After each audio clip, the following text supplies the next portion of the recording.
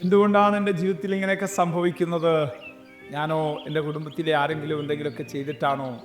എൻ്റെ പൂർവ്വപിതാക്കന്മാരുടെ ഏതെങ്കിലും അകൃത്യങ്ങൾ നിമിത്തമാണോ ഈ പ്രയാസങ്ങളൊക്കെ എൻ്റെ ജീവിതത്തിൽ കടന്നു വരുന്നതെന്ന് പലപ്പോഴും ചിന്തിക്കാത്തവരായിട്ട് ഈ ശബ്ദം കേൾക്കുന്നവരാരും ഉണ്ടാകുകയില്ല. ഒരിക്കലെങ്കിലും ജീവിതത്തിൽ ഈ കാര്യങ്ങൾ ചിന്തിച്ചിട്ടുള്ളവരായിരിക്കാം മോണിമന്ന ശ്രോതാക്കളെ പലരും. ഇന്ന് അതുമായിട്ട് ബന്ധപ്പെട്ടുള്ളൊരു ഭാഗമാണ് നിങ്ങളോട് പറയാനായിട്ടുള്ളത്. നിങ്ങളോ നിങ്ങളുടെ അമ്മയപ്പന്മാരോ പൂർവ്വപിതാക്കന്മാരുടെയോ പാപം ചെയ്തതിൻ്റെ അല്ല, പിന്നെയോ ആ വിഷയം നിന്റെ ജീവിതത്തിൽ കടന്നു വന്നത് ഒരു ദൈവപ്രവൃത്തി വെളിപ്പെടാൻ വേണ്ടി മാത്രമാണ്. ദൈവവേദന ഞാൻ എടുക്കാൻ പോകുന്നത് യോഹന്നാന്റെ സുവിശേഷം 9-ാം അധ്യായത്തിലെ ആ പിറവിക്കുരുടൻ്റെ കാര്യമാണ്.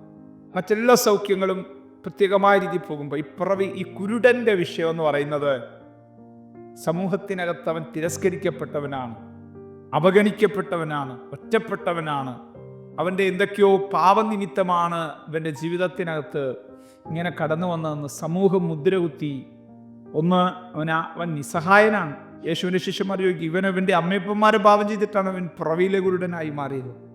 യേശു പറഞ്ഞൊരു പദം അവിടെ നമുക്ക് കാണാൻ കഴിയുന്നത്, ഇവൻ്റെ അമ്മയപ്പന്മാരെ പാപം ചെയ്തിട്ടല്ല, പിന്നെയോ 3-ാം വാക്യം, ദൈവപ്രവൃത്തി അവങ്കൽ വെളിവാകേണ്ടതിനത്രേ. അതെ, ദൈവപ്രവൃത്തി അവങ്കൽ വെളിവാകേണ്ടതിനത്രേ. ഈ ദൂത് കേൾക്കുന്ന ആരോട് ദൈവത്തിൻ്റെ ആത്മ പറയുന്നു?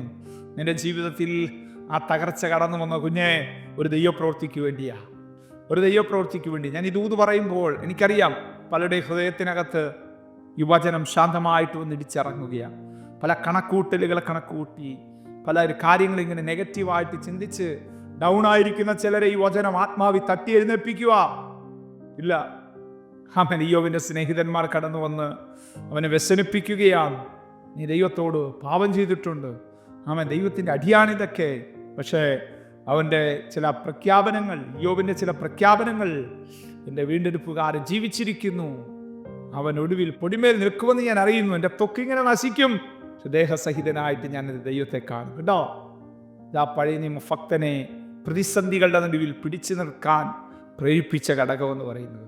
നമ്മുടെയൊക്കെ ചില സ്റ്റേറ്റ്മെൻറ്റുകൾക്കകത്തോട് ചലിക്കുന്ന അനുഗ്രഹങ്ങളുണ്ട് കേട്ടോ. വിശ്വാസത്തിൻ്റെ പ്രഖ്യാപനങ്ങൾ നീ പ്രഖ്യാപിക്കണം ചില സമയങ്ങളിൽ. ആമേൻ. നെഹമ്യാവ് പ്രഖ്യാപിച്ചു, സ്വർഗത്തിലെ ദൈവം ഞാൻ കാര്യം സാധിപ്പിക്കും. ആ വചനം ഭയങ്കരമായ ചലനം കൊണ്ടുവരാനിടയായി തീർന്നു. യഹോശാഫാത്ത് ദൈവത്തിന് പ്രഖ്യാപിച്ചു, ഈ വലിയ സമൂഹത്തിന് ഞങ്ങൾക്ക് ശക്തിയില്ല, എങ്കിലും ഞങ്ങളുടെ കണ്ണുകൾ നിങ്ങളിലേക്ക് തിരിഞ്ഞിരിക്കുന്നു. ഉണ്ടോ? അവിടെ വലിയ ദൈവപ്രവൃത്തി നടക്കുകയാണ്. ജീവിതത്തിൽ ഏതൊക്കെയോ മേഖലകളിൽ പരാജയപ്പെട്ടതുപോലെ തോന്നുന്ന ആരെങ്കിലും ഉണ്ടോ? അതിൻ്റെ കാര്യകാരണ സഹിതം നീ തിരഞ്ഞു പോകുന്നതിനെക്കാട്ടിൽ അതിനകത്തുനിന്ന് പുറത്തു വരാനുള്ള ചില പ്രഖ്യാപനങ്ങൾ പ്രഖ്യാപിക്കുക. വീണ്ടും ഞാൻ ആ വാക്ക് അതുപോലെ ആവർത്തിക്കുന്നു. ഹല്ലേലൂയ. ചില വിഷയത്തിൻ്റെ കാരണം തേടിപ്പോകാതെ, എന്താണ് അതിൻ്റെ കാര്യം, അതിൻ്റെ കാരണം എന്താണോ അത് ദൈവത്തിൻ്റെ കയ്യിൽ മറഞ്ഞിരിക്കട്ടെ. ഇതിനകത്തുനിന്ന് പുറത്തു വരാനുള്ള ആ ഒരു ദൈവശബ്ദത്തിന് വേണ്ടി കാത്തിരിക്കുക. നിശ്ചയമായിട്ട് നിന്റെ ലൈഫിനെ തിരിച്ചുമറിക്കുന്നൊരു ടെസ്റ്റ് മണിയാക്കി കർത്താവിന് അത് ചെയ്തു തരാൻ കഴിയും. ശീലോം കുളത്തിലേക്ക് അവനെ മടക്കി അയക്കുക. യേശു നിലത്ത് തുപ്പി തുപ്പൽ കൊണ്ട് ചേറുണ്ടാക്കി ചേറവൻ്റെ കണ്ണുമേ പൂശി ശിലോഹാം കുളത്തിൽ പോയി കഴുകുക എന്ന് അവനോട് പറഞ്ഞു. അയക്കപ്പെട്ടവൻ എന്നാണ് ശിലോഹാം എന്ന വാക്ക്. അവൻ പോയി കഴുകി കണ്ണ് കാണുന്നവനായി മടങ്ങി വന്നു എന്നൊരു പദം പ്രത്യേകമാട്ടോ. കഴുകി കണ്ണ് കണ്ടു തിരിച്ച് അവൻ്റെ വീട്ടിൽ പോയെന്നല്ല, മടങ്ങി വന്നു. അവിടെ അടുത്ത പ്രതിസന്ധികൾ ആരംഭിക്കുകയാണ്, അടുത്ത പ്രതികൂലങ്ങൾ അവിടെ ആരംഭിക്കുകയാണ്. ചോദ്യചെയ്യലുകൾ അവന് വരികയാണ്. അവൻ്റെ മാതാപിതാക്കൾക്ക് ചോദ്യചെയ്യലുകൾ വരികയാണ്. അവരെ പള്ളിയിൽ നിന്ന് മുടക്കുമെന്നുള്ളത് കൊണ്ട് അവർ പറയുക, അവൻ്റെ കാര്യം അവനോട് എന്ത് ചോദിക്കേ, അവർ കൈ ഒഴിഞ്ഞു. അവനവിടെ യേശുവിനെ ഉയർത്തുന്ന നമുക്ക് കാണാനായിട്ട് കഴിയും. അവസാനം അവനെ പഠിച്ച് ഉപദ്രവിക്കും. നോക്കിയേ, അവന് വരുന്ന ആക്രമണം കണ്ടോ? നരേശോനെ ചേർത്തണയ്ക്കുന്ന നമുക്ക് കാണുവാനായിട്ട് കഴിയും. അവൻ്റെ കാഴ്ചപ്പാടുകൾ മാറുന്നത്, യജമാനൻ എന്ന് വിളിച്ചു തുടങ്ങിയ മനുഷ്യനെന്ന് പറഞ്ഞ ഒരു പ്രവാചകൻ എന്ന് പറഞ്ഞ അവസാനം ദൈവപുത്രനിലേക്ക് എത്തപ്പെടുന്ന അനുഭവം നമുക്ക് കാണുവാനായിട്ട് കഴിയും. അതെ, എന്നേക്കും നിങ്ങൾക്ക് ദൈവം തരുന്ന വെളിപ്പാടുകൾ, എൻ്റെ നിങ്ങളുടെ ജീവിതത്തിൽ ദൈവത്താൽ ലഭിക്കപ്പെടുന്ന ആ മാന്യതകൾ വലിയ വലിയ അപ്ഗ്രഡേഷനിലേക്ക് നയിക്കും.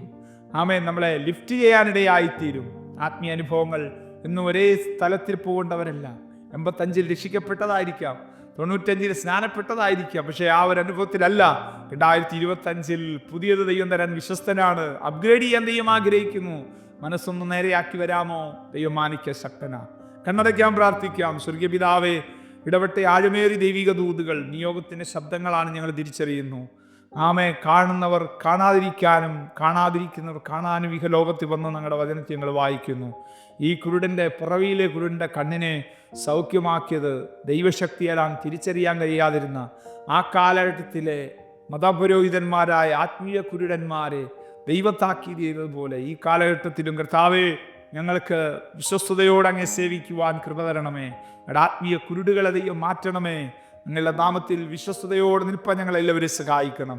ഈ സന്ദേശം കേട്ടുകൊണ്ടിരിക്കുന്ന എല്ലാവരുടെ ജീവിതത്തിൽ അത്ഭുതങ്ങൾ സംഭവിക്കട്ടെ, വിടുതലുകൾ നടക്കട്ടെ, യേശുവിൻ നാമത്തിൽ തന്നെ. ആമേൻ. God bless you. ദൈവം നമ്മെ അനുഗ്രഹിക്കട്ടെ.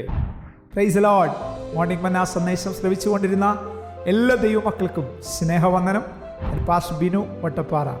ഈ ദൈവവചന സന്ദേശങ്ങൾ തുടർമാനമായി ലഭിക്കുന്നതിനായി 9745600023 എന്ന വാട്സാപ്പ് നമ്പറിൽ ബന്ധപ്പെടാവുന്നതാണ്. നമ്പർ ഒരു പ്രാവശ്യം കൂടി ആവർത്തിക്കുന്നു: 97 45 60 00 23. ദൈവം നമ്മേവരെയും അനുഗ്രഹിക്കട്ടെ. God bless U.